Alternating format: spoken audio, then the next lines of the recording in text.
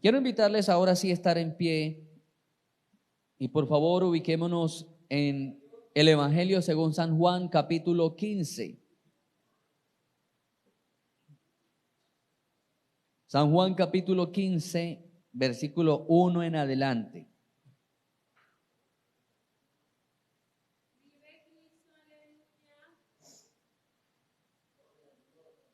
¿Ya lo encontramos, hermanos?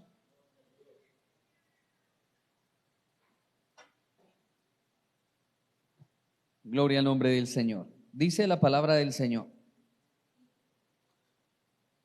Voy a leer, hermanos. Voy a leer en esta ocasión, voy a leer el primer versículo. El primer y segundo versículo lo voy a leer en la versión Reina Valera 1960, que es la que comúnmente usamos. Del 13 en adelante hasta el 16 voy a leer la Biblia revisada del lenguaje actual. Porque es que este capítulo tiene muchas frases que para nosotros es difícil comprender porque fue escrito, imagínense, hace 60, 63 años.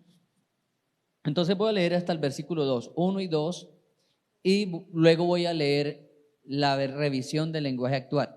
Dice la palabra de Dios: yo soy la vid verdadera y mi Padre es el labrador. Todo pámpano que en mí no lleva fruto, lo quitará, y todo aquel que lleva fruto, lo limpiará para que lleve más fruto.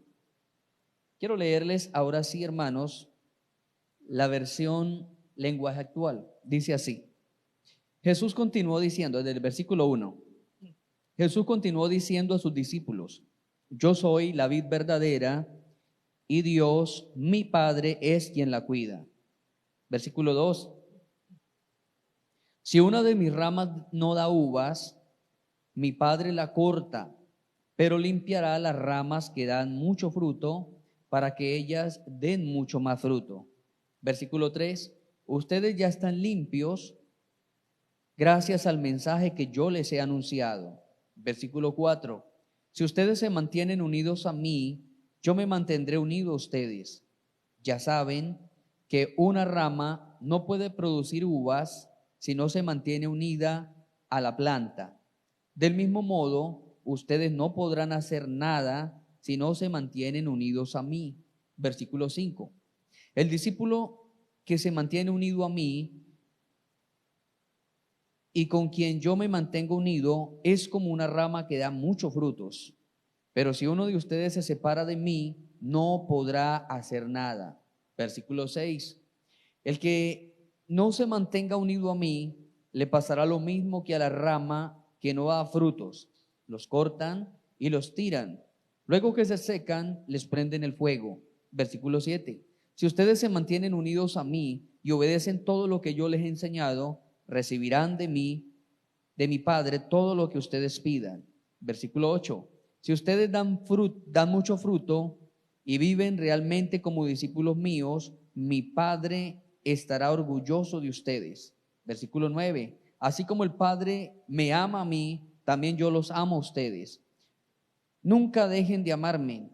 Si obedecen todo lo que yo les he hablado, los amaré siempre. Así como mi Padre me ama, yo le obedezco a Él en todo. Versículo 11. Les digo todo esto para que sean tan felices como yo. Y esto es lo que yo les mando, que se amen unos a otros, así como yo les he amado a ustedes. Nadie muestra más amor que quien da la vida por sus amigos. Versículo 14. Ustedes son mis amigos si hacen lo que yo les mando. Amén. Vamos a ver muchas parábolas y las parábolas se componen de cosas comunes, temas comunes que relatan una verdad espiritual. Utilicé hoy la Biblia del lenguaje actual, ya que la 1960 tiene algunos términos, por ejemplo, el término pámpano. Pámpano. Para nosotros, el pámpano pues, no significa nada, al menos que usted en su trabajo haya utilizado alguna planta y de pronto su jefe le haya dicho, vaya y corte el pámpano. Yo soy agricultor y jamás llegué a escuchar esa palabra. La vine a conocer, hermanos, cuando tenía tal vez un año en el Evangelio y entonces mi pastor predicó y nos decía, hermano, ustedes tienen que ser buenos pámpanos, sean buenos pámpanos, pámpanos obedientes, pámpanos tal cosa, pámpanos sumisos, pámpanos que lloren, pámpanos que oren. Y bueno, entonces voy a la casa y comienzo a investigar en unos diccionarios de español qué era un pámpano. Y resulta que un pámpano no es más que una rama. Y por eso el lenguaje actual ya no nos habla y nos dice que es un pámpano, sino que nos dice que es una rama. El lenguaje actual nos dice que es rama. Bien, mis amados hermanos, cuando yo leo esta parábola, voy a encontrar una palabra clave. Me gusta ubicar las palabras clave de cada pasaje que leo. Me gusta ubicar la palabra clave. Y no sé si usted en lo que leyó notó que hay una palabra muy clave ahí, muy clave. La vamos a leer todos y los que tengan lapicero, lápiz, colores, marcadores, resaltadores, resalten esa palabra porque es la palabra clave de esa parábola. En la versión que tenemos nosotros dice, el versículo 2, todo pámpano que en mí no lleva fruto, lo quitará, y todo aquel que lleva fruto lo limpiará para que lleve más fruto. Versículo 4 dice, permaneced en mí y yo en vosotros. ¿Cuál es la palabra clave aquí de esta parábola? Permanecer, permanecer. Ya hace algunos meses, creo que estaba recién llegado y hablé acerca de la parábola de la viña. Entonces, la palabra clave aquí es la palabra permanecer, permanecer. El versículo 4 dice, permaneced en mí y yo en vosotros. Como el pámpano no puede llevar fruto en sí mismo, sino que permanece. Subraya otra vez la palabra, ahí está, permanece, sino permanece en la vid. Así tampoco vosotros, sino que, hermano, permanecéis. Miren, el mismo versículo, el versículo 4, llevamos 3 veces la misma palabra permanecer, 3 veces en un solo versículo. El versículo 5 dice, yo soy la vid, vosotros los pámpanos. El que permanece en mí, otra vez, es la 4ª vez que dice la palabra permanecer. Porque separado de mí nada podéis hacer. Versículo 5, el que en mí no permanece. Oiga esto, ¿cuántas veces vamos? ¿Cuántas veces vamos con esta? ¿Cuántas? Vamos con la 5ª. El versículo 7, si permanecéis en mí, ahí está otra vez la palabra. Ahí está otra vez. Dice, si permanecéis en mí y mis palabras permanecen en vosotros. Otra vez, subraye otra vez esa misma palabra. Pedid todo lo que queréis y os será hecho. A ver, el versículo 9, otra vez. Como el Padre me ha amado, así también yo os he amado. ¿Cuál es el consejo? Permaneced en mi amor. Otra vez, ¿cuántas veces llevamos la palabra permanecer? ¿Cuántas veces va subrayando? 8.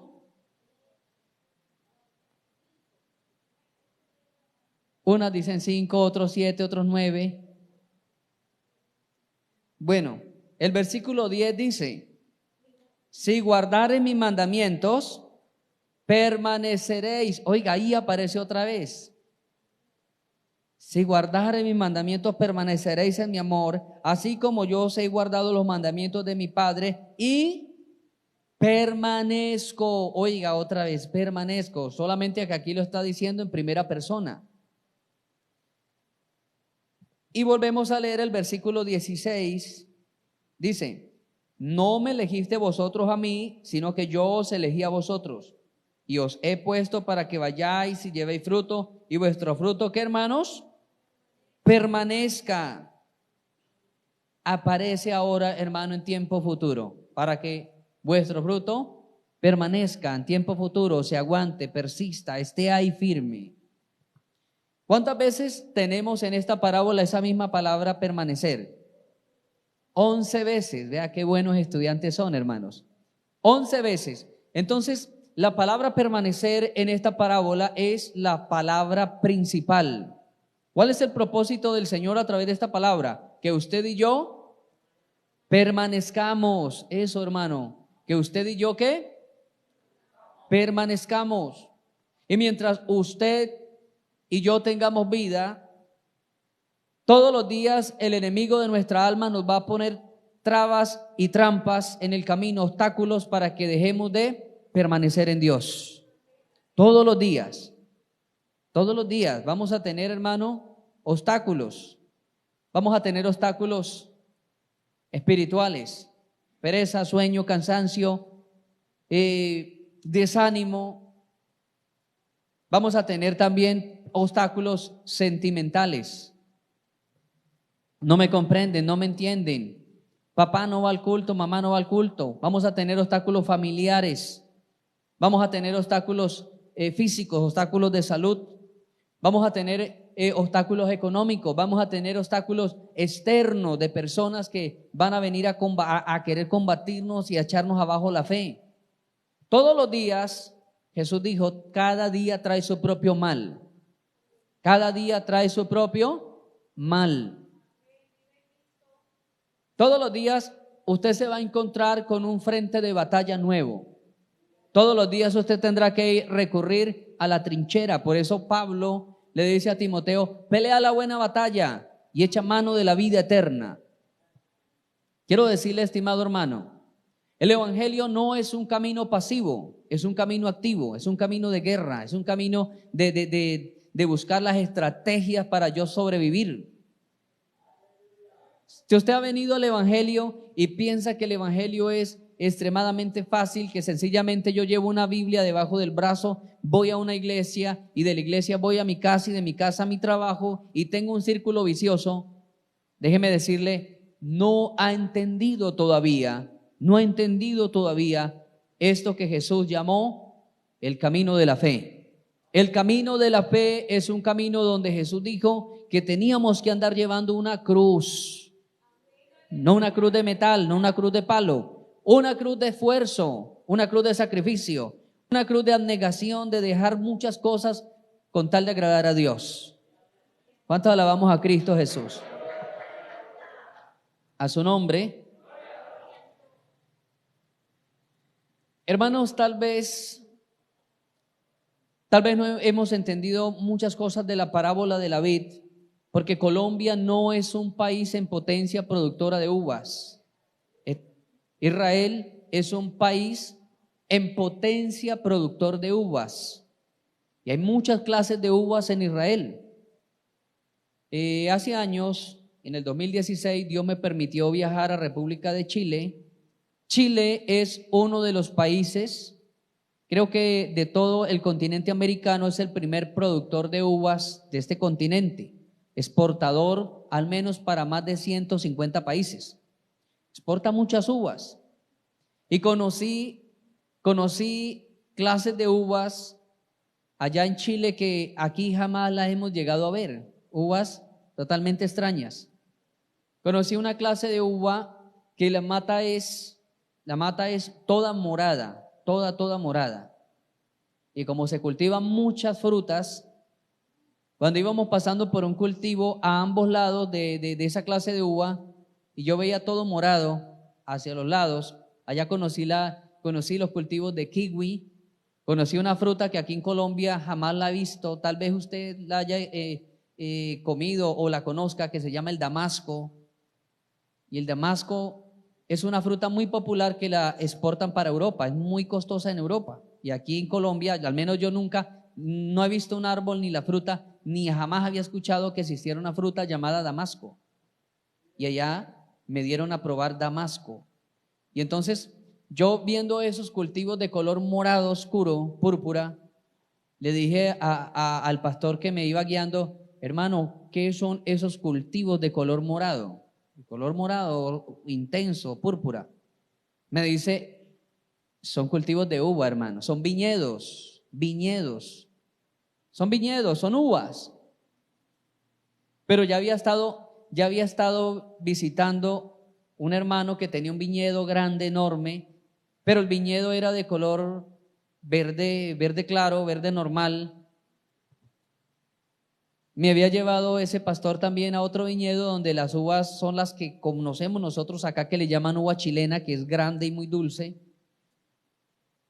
Y él me dice: hermano, es que esa uva no se exporta para los países de aquí de América Latina, porque esa uva es muy costosa y el precio que pagan los países latinos es muy baja por esa uva. Esa uva es la uva que exportan para Asia, se llama moscatel, es la variedad moscatel, y la envían para hacer finos vinos muy finos. La mejor uva, el mejor sabor y el mejor olor de todas las clases de uva es la uva moscatela que usted está observando a los lados. Entonces, tal vez muchos detalles de esta parábola nos escape porque Colombia no es un país en potencia productor de uva. Tal vez tenemos algunos viñedos, muy pocos, que su producción escasamente suple la demanda de aquí interna de nuestro país. Vamos a encontrar que Colombia es más productor de cacao, es más productor de café, entre los cultivos buenos. Porque ya me entenderá usted que Colombia es muy famoso por cultivos malos. Y no faltaría, pues, o sobraría ponerme a nombrar esos cultivos malos que ha llevado a una fama mala a Colombia. Pero entre los cultivos buenos, Colombia tiene otros cultivos que nada tiene que ver con los viñedos, nada tiene que ver con las uvas.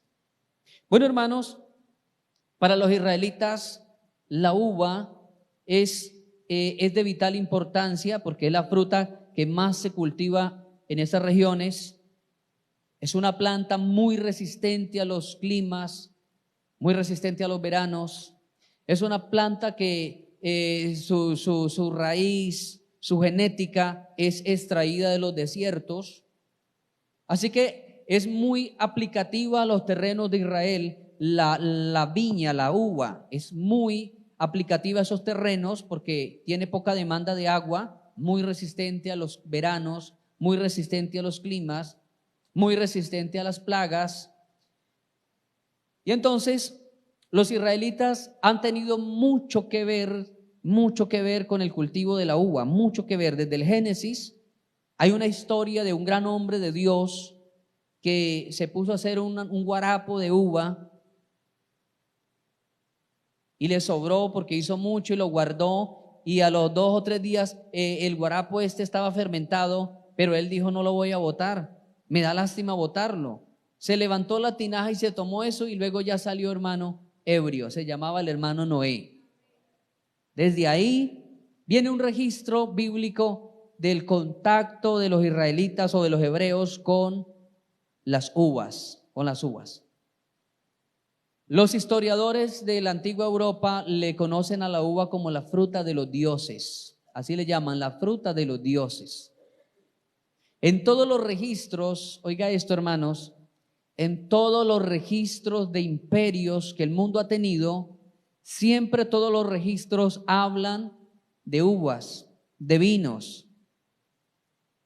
Hay altos relieves, hay rupestres, hay cantidad de frescos, de pinturas, de mosaicos, donde dibujan grandes bodegones, grandes canastas llenas de comida o mesas llenas de comida, y puede faltar otro artículo, pero no puede faltar la uva. La uva aparece allí en todas esas pinturas. Nótese que cuando usted va a comprar un cuadro de estos que le conocen de la categoría de bodegones, son cuadros de comida o cuadros de canastas llenas de frutas, puede faltar cualquier fruta, pero no faltará la uva. Entonces los antiguos le conocían a la uva como la fruta de los dioses. La leyenda de los griegos, los griegos no podían contar nada sin mezclar la historia natural con la mitología de ellos. Ellos no podían contar nada sin mezclar historia más mitología. Y siempre que ellos contaban algo, y lo representaban a través de un dibujo, siempre representaban al tipo de Dios comiendo, bebiendo o haciendo algo con la uva, la fruta de los dioses. Así le consideran los historiadores romanos, la fruta de los dioses. Hoy vamos a hablar, hermano, de esa maravillosa fruta que Jesús también utilizó para demostrarnos la necesidad de estar adheridos a Él, permanecer en Él. ¿Cuántos alaban a Cristo Jesús? Hermanos, yo quiero decirles que permanecer en Dios, permanecer en Cristo, es más importante a veces que permanecer adherido a un título, a un título. A veces la gente confunde permanecer en Cristo a permanecer en una iglesia. Yo soy parte de la iglesia Alianza, la iglesia Cuadrangular, la iglesia Movimiento. Yo soy parte de la iglesia católica, yo soy parte de la iglesia presbiteriana, yo soy parte. Pero, amado hermano, nuestra fe y nuestra visión, más que estar adheridos a una congregación, a un concilio, es estar adheridos a Cristo, a Jesús. Eso realmente es importante, estar adheridos a Él. Porque ¿qué pasará si se acaba ese concilio donde usted asiste? ¿Qué pasaría si el concilio cambiara de nombre? Si el concilio a los años llegara a dañarse o algo, ¿qué pasaría entonces? ¿Dejaría de estar de permanecer en Cristo? ¿Dejaría de estar adherido a la fuente?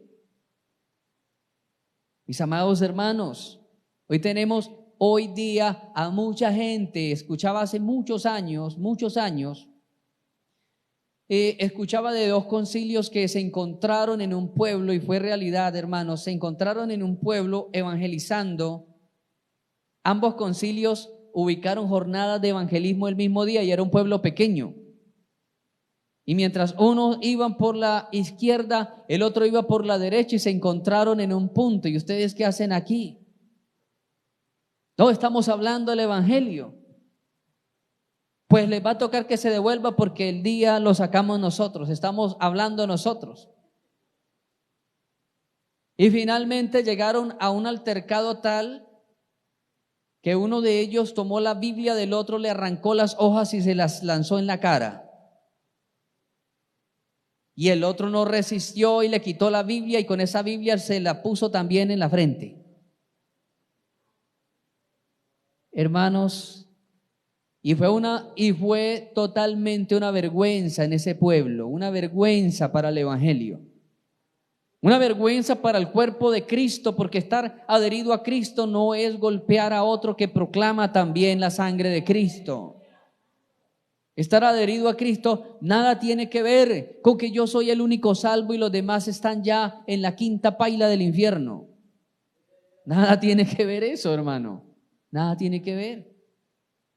Si los discípulos en una ocasión encontraron a alguien que estaba haciendo la labor evangelística, y dice la Biblia que ellos se lo impidieron y llegaron felices a contar la tremenda hazaña que habían hecho. Señor, ¿cómo le parece, Señor? ¿Cómo le parece, Señor? Que encontramos a alguien dizque echando demonios en su nombre, haciendo milagros y haciendo sanidades.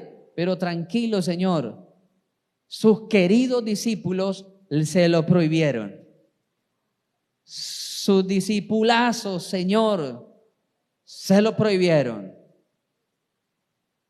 Dice la Escritura que el Señor los reprende y le dicen: déjenlo, no se lo impidan.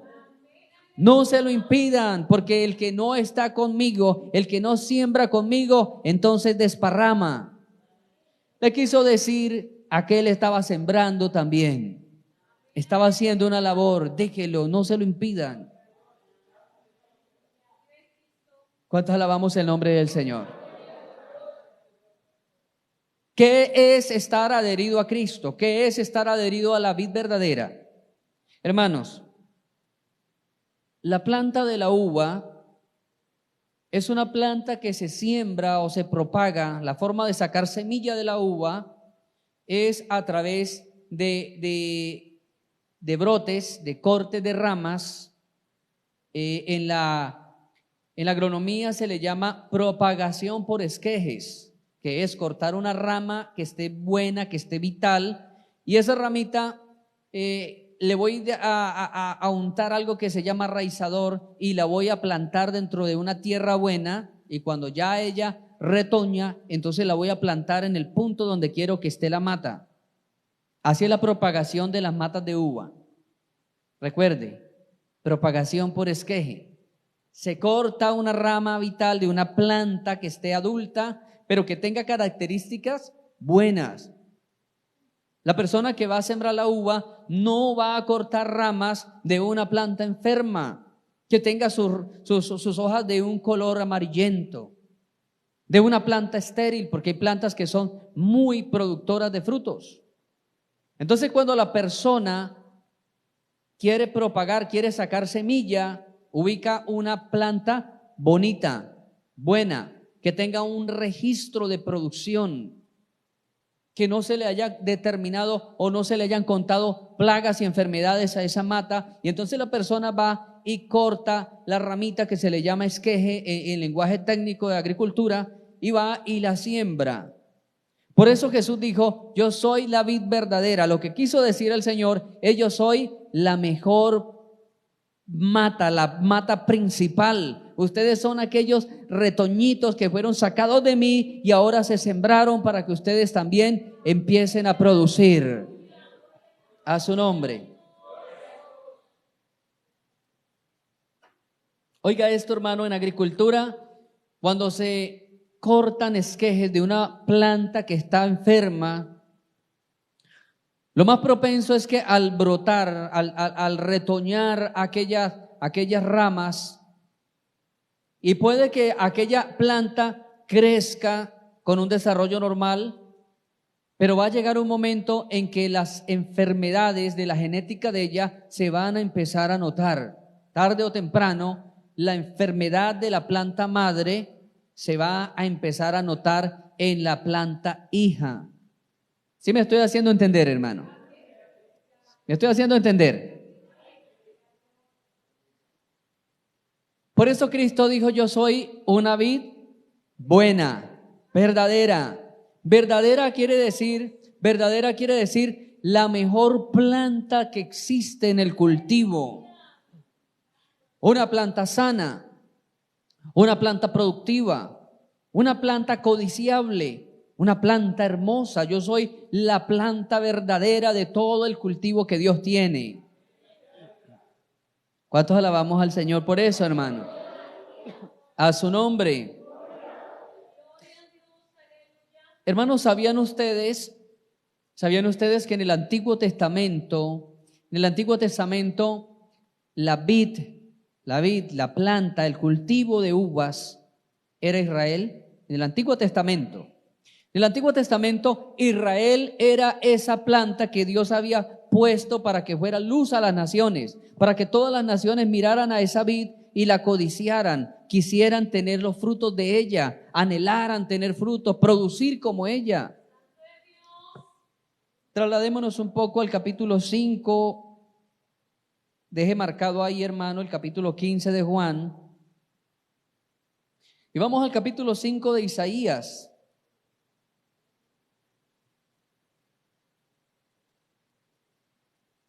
Dice así: ahora cantaré por mi amado el cantar de mi amado a su viña. Oiga esto, hermano. ¿Ya lo tienen? Isaías capítulo 5. Vuelvo a leérselos. Ahora cantaré por mi amado el cantar de mi amado a su viña. Tenía mi amado una viña en una ladera fértil. La había cercado y despedregado y plantado de vides escogidas. Había edificado en medio de ella una torre y hecho también en ella un lagar, y esperaba que diese, ¿qué, hermanos? Uvas. Pero ¿qué pasó? Dio uvas silvestres. Tremendo, hermano. Ahora pues, vecinos de Jerusalén y varones de Judá, juzgad ahora entre mí y mi viña. ¿Qué más se podía hacer a mi viña que yo no había hecho en ella? ¿Cómo esperando yo que diese uvas, ella ha dado uvas silvestres? Pregunta, hermano. Mire, Israel, en el Antiguo Testamento, Israel era una vid. Dios la había plantado en el mejor terreno. Israel, hermanos, está geográficamente ubicada en una extensión de tierra importantísimo. Es el cruce central entre tres continentes muy importantes: África, Asia, Europa. El camino por tierra para ir a Europa y para ir a Asia tienen que pasar por Israel. Cuando uno va al Deuteronomio dice que hay montañas llenas de hierro, montañas de cobre, que hay ríos, que hay llanuras, que hay tierra fértil. Israel fue plantada en ese lugar muy fértil, amado hermano. Y pone el ejemplo de un hombre que antes de plantar arregló el terreno, arrancó las piedras, arrancó las cepas, le hizo un vallado, le hizo un cerco, la abonó, la apolcó, le amontonó tierra fértil, llevó abono. Bueno, hizo de todo. Dice que edificó una torre. ¿Y por qué edificaban torres en los viñedos? Las torres eran los lugares donde las personas se sentaban a cuidar ya la fruta cuando estaba madurando. Porque cuando ya estaba madurando la fruta, venían las aves a picar las uvas, venían algunos animales de campo a comer las uvas, y entonces la torre era donde el vigilante se sentaba a cuidar aquel viñedo.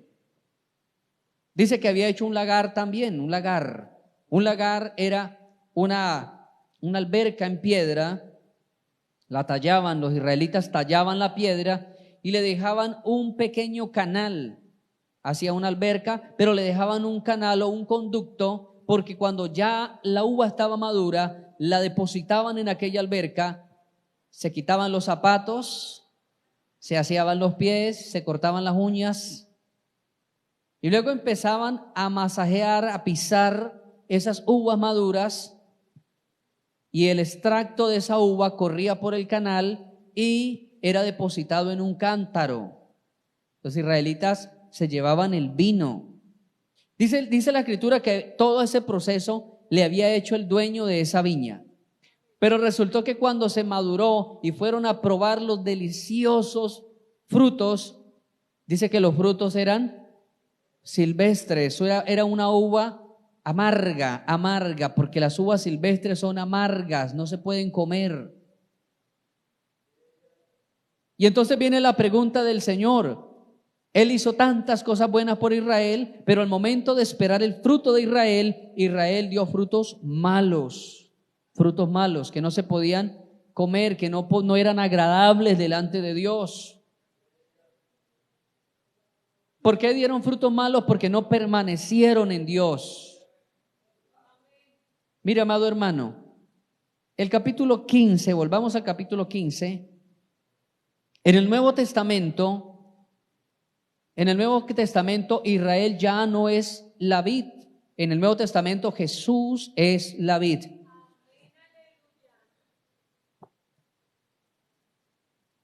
Y vamos a ver el proceso que Dios habla a través del capítulo 15 de Juan.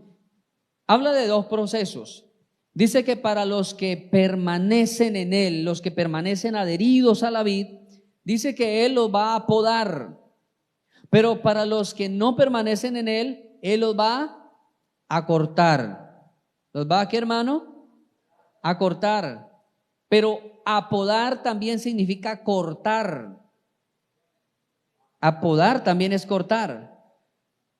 Pero sencillamente es un corte diferente, no es un corte para eliminar, es un corte donde muchas veces se le cortan las puntas o se le cortan algunas hojas que están absorbiendo vitaminas de la mata, pero que esas hojas no son de vital importancia. Entonces, en ambos casos viene la tijera de Dios. Hermanos, ¿sabía usted que hay una tijera que se está paseando al pie de nuestra vida, cerca de nuestra vida? Hay una tijera que se mueve al lado del pueblo de Dios, la tijera de Dios, del corte divino, el corte de Dios. Y esa tijera tiene que ver, hermanos, con disciplina. ¿Cuál es la tijera de Dios para el que da fruto en él? Disciplina. Dios corta cosas de nosotros que son desagradables. Dios corta de nosotros cosas que no le agradan. Dios corta cosas de nosotros que aún no le hemos dado lugar en nuestro corazón a Dios y le hemos dado lugar más a cosas externas. Y entonces Dios dice, este está adherido a mí, pero todavía tiene cosas que lo dañan. Y empieza a cortar, y cuando pasa la tijera de Dios, hay dolor. Hermano, cuando la tijera de Dios pasa, hay dolor, hay dolor. Pero ese dolor se transforma en bendición, en madurez espiritual. A la pobre mata de uva le duele cuando viene el día de la poda. Le duele, hermano, porque empiezan a cortarle muchas ramas. Normalmente las ramas que son productivas, ya la persona, ya el labrador de la viña conoce cuáles son las ramas estériles y cuáles son las ramas productivas. Y esas ramas productivas le empiezan a cortar las puntas. Las puntas. Yo conozco algunas plantas de clima frío, algunas frutas, donde hay que cortar, hay que despuntar. Hay un proceso donde se dice vamos a despuntar y es solamente cortando los cogollos.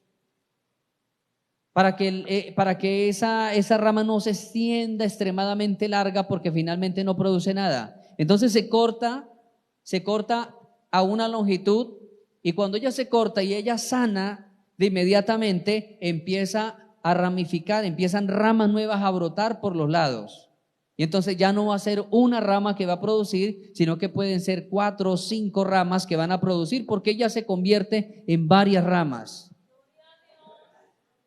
Pero para la planta significa dolor, dolor. Pero ese dolor es, hermano, es el pensamiento del labrador, el pensamiento de él, te voy a hacer producir mucho más, te voy a hacer producir mucho más. Cuando pasa la tijera de Dios por nosotros, decimos, ay, ay, ay, Señor, ¿por qué a mí? ¿Por qué a mí? A veces nuestra concepción mental se va alargando y llega el momento en que dice el Señor, un momento muchacho, te está yendo muy lejos. Nos corta. Te me está yendo muy lejos, muchacha. Pasa la tijera por un lado. Madre de familia, te está yendo muy lejos. Corta lo que queremos, corta lo que amamos. Y al pasar la tijera de Dios, los procesos espirituales retoman vida en nosotros otra vez. Es necesario que la tijera de Dios pase, porque la Biblia dice que todo el que da fruto, el Señor lo va a podar para que dé mucho más. Así que usted que quiere dar mucho fruto, prepárese, porque la tijera de Dios va a pasar por nuestras vidas.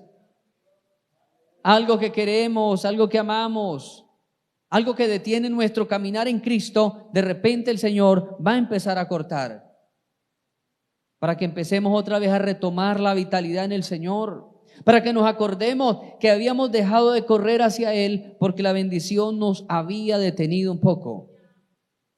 Eso es, hermano, con la persona que da frutos. Es podado.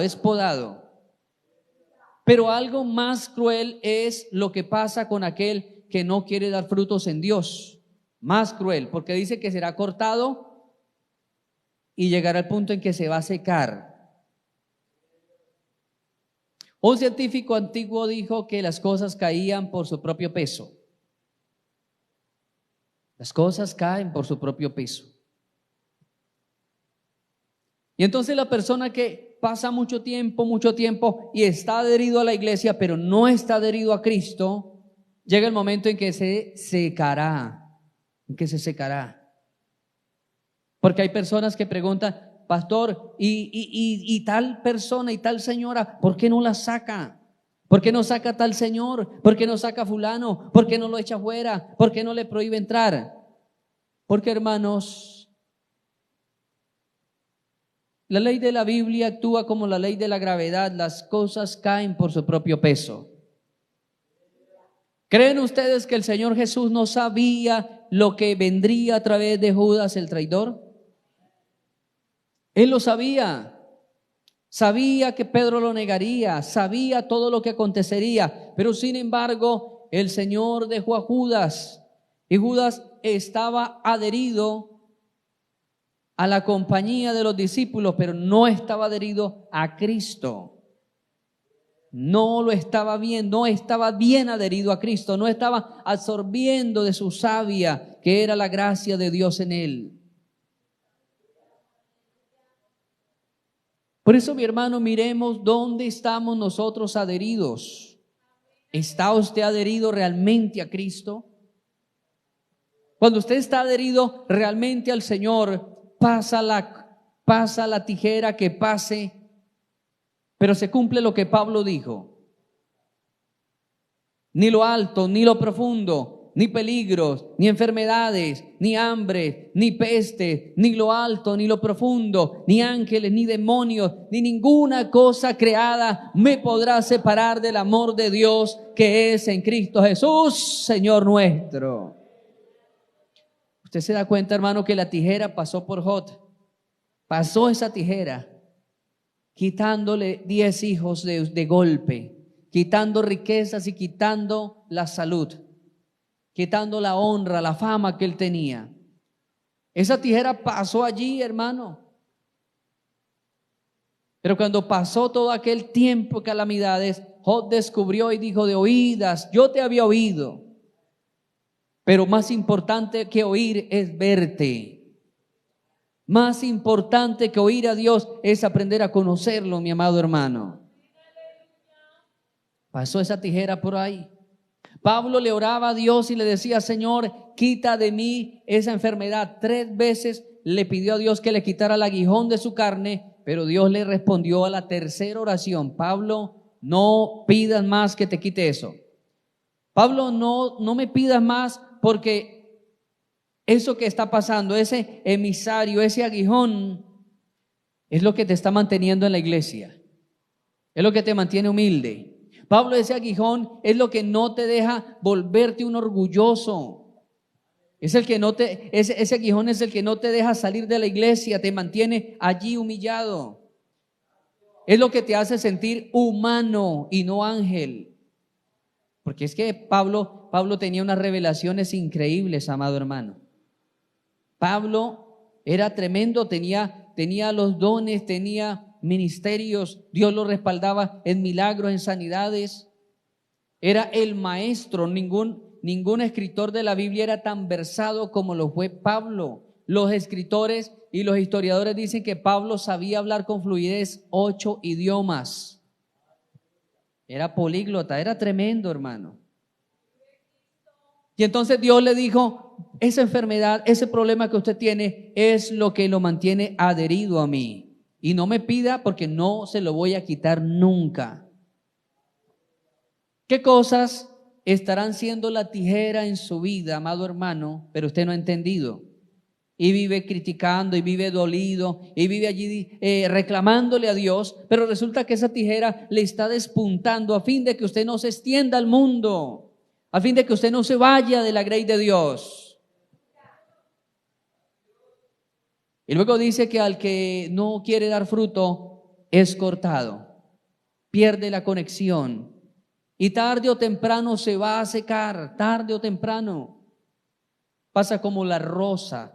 Uno compra una rosa y la pone en un jarrón de agua, y esa rosa se ve bonita 3, 4 días, 5 días, y si usted le agrega un poquito de azúcar, para los que no sabían, el azúcar trae un conservante especial para las flores.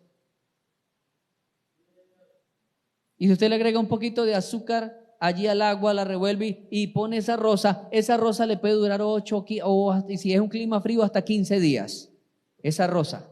Pero esa rosa tarde o temprano se va a morir. ¿Por qué? Porque no tiene raíz. Tarde o temprano se va a morir. Mis amados hermanos, no perdamos la conexión con el Cristo de la gloria. No pierda la conexión.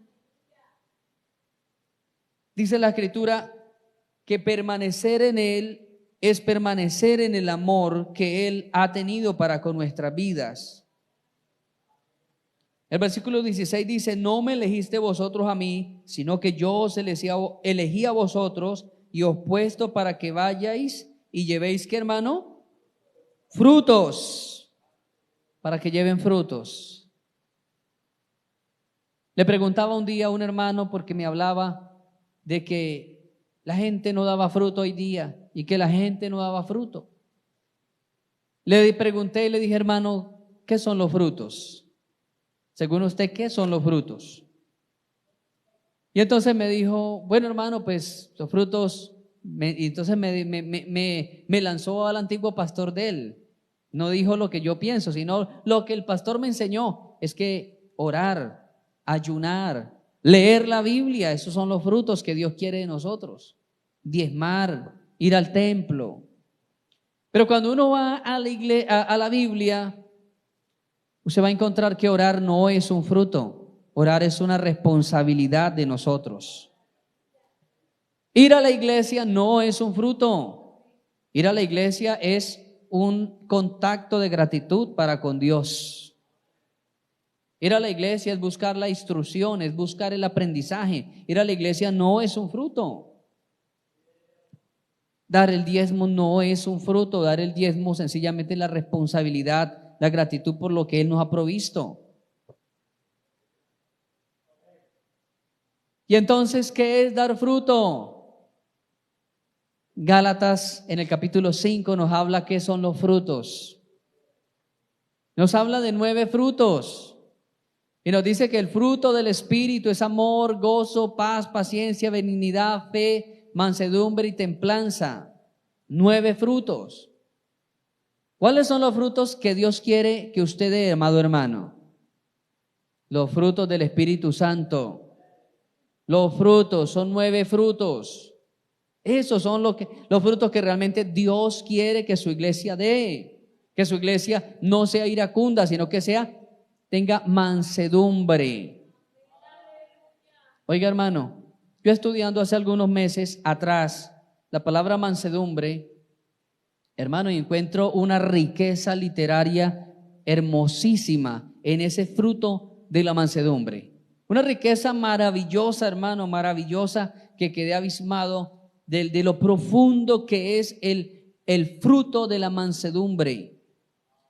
Y encuentro, hermano, que ningún ser humano, ningún ser humano jamás ha nacido con mansedumbre. Ningún ser humano nace con mansedumbre.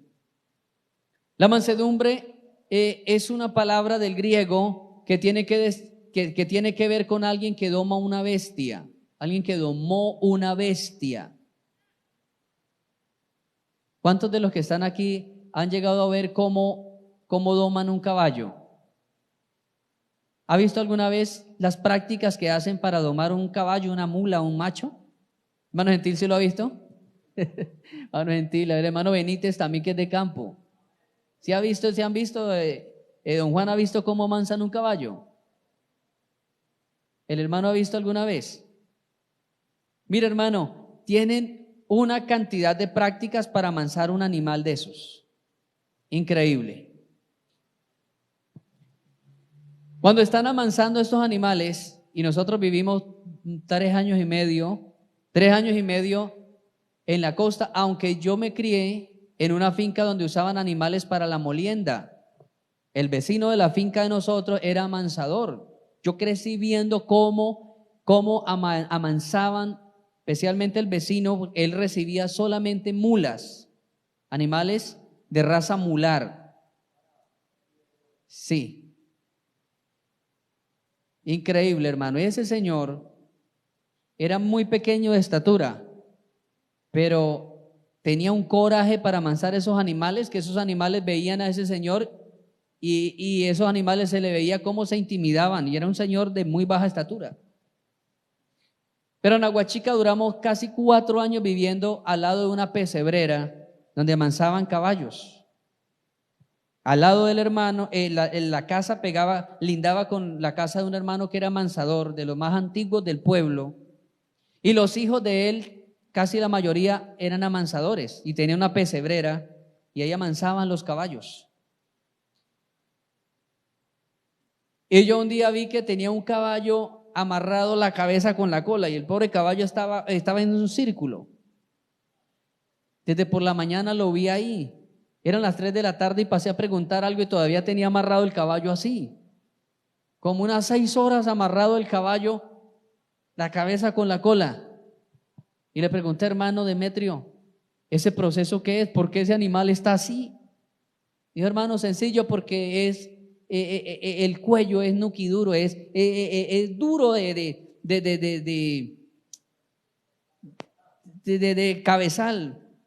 Pues no atiende las órdenes, él es muy duro. Entonces, uno los tiene así en esa terapia, algunas 3 hasta 6 horas, y luego le da la vuelta y se lo amarra por el otro lado y la tiene otro tanto así. Y el caballo va aprendiendo que yo le doy una orden, halo las riendas para el lado que yo quiero y él tiene que voltear porque si no sabe que yo le castigo amarrándole la cabeza otra vez a la cola.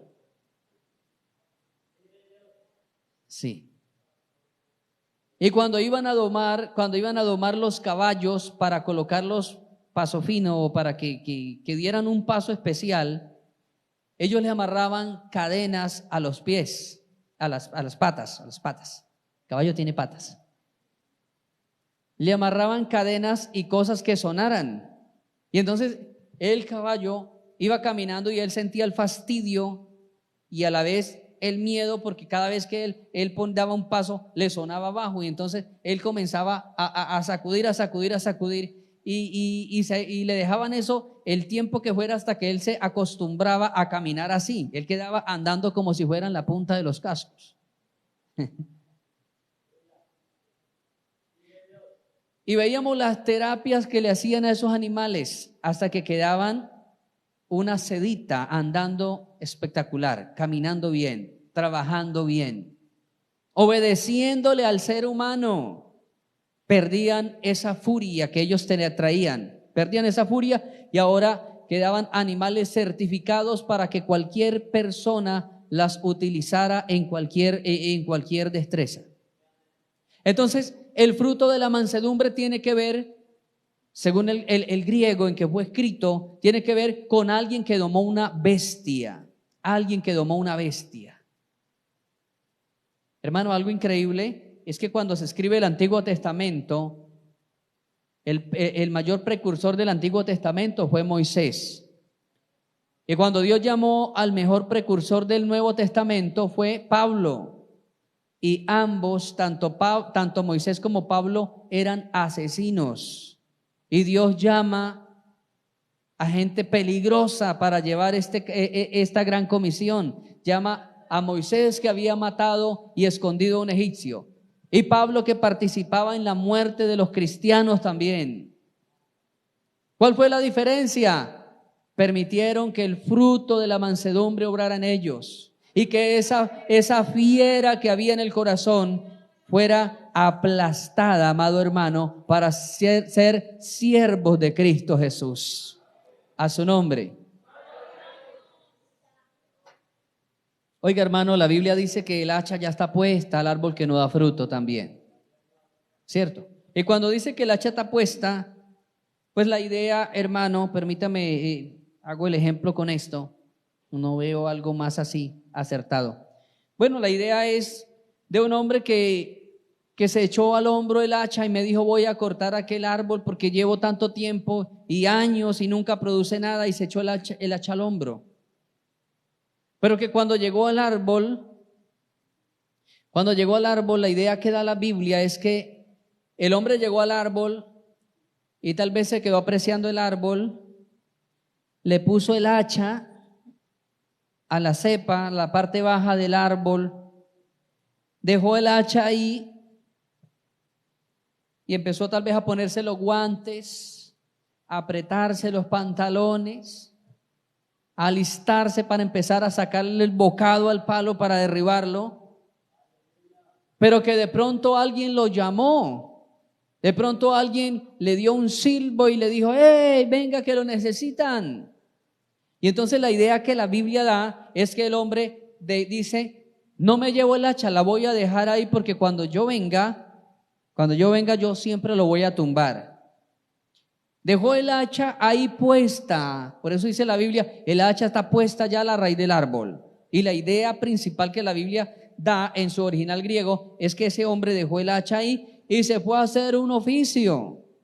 Y que tal vez ese hombre se le olvidó lo que iba a hacer, dejó el hacha una semana o un mes y luego se acordó: ¿dónde estará el hacha? ¿Dónde estará el hacha? Y pensó y buscó: ¡ay, Dios mío! El hacha la dejé en el árbol que está en tal parte.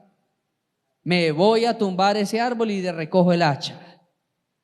Esa es la idea que el original griego me da con ese versículo. De alguien que va, pero que de pronto puede observar bien las ramas y dice: ¡ay, vea, por fin dio una flor ese árbol! ¡Uy, yo no le había visto! Tiene ahí unas pepas, tiene ahí un fruto pequeño. Vamos a dejarlo para aprovecharle esa fruta. Yo conocí así, hermano, en la casa de mi papá, en la finca de mi papá, hay un árbol de una fruta que se llama caimo. No sé si ustedes lo conozcan, el caimo. Y mi papá un día lo iba a tumbar y yo le dije: no, papá, mire, obsérvele bien que la parte alta tiene un moño de frutas, déjeselas madurar. Déjelas madurar porque nos gusta mucho. Y dijo: bueno, voy a dejárselas. Y yo ya salía ya más de 20 años y ahí está el árbol todavía. Porque cuando él fue a tumbarlo, yo le dije: no, hay unas frutas, papá, mira, hay una fruta, déjelas madurar. Y mientras se maduraba, hizo un tiempo de verano y el árbol floreció otra vez y se llenó de frutas. Así que, mi amado hermano, usted y yo fuimos puestos ¿para qué? Dar frutos, de justicia para Dios. Esto no es un paseo. La vida eterna no es un paseo. La vida en Cristo no es un paseo. Demos frutos para Dios. Que la gente lo mire, lo examine y que la gente diga: ese vecino, esa vecina, oh, qué bueno, es un evangélico de verdad. De frutos para el Señor, amado hermano. No espere que la tijera de Dios pase, su vida se seque.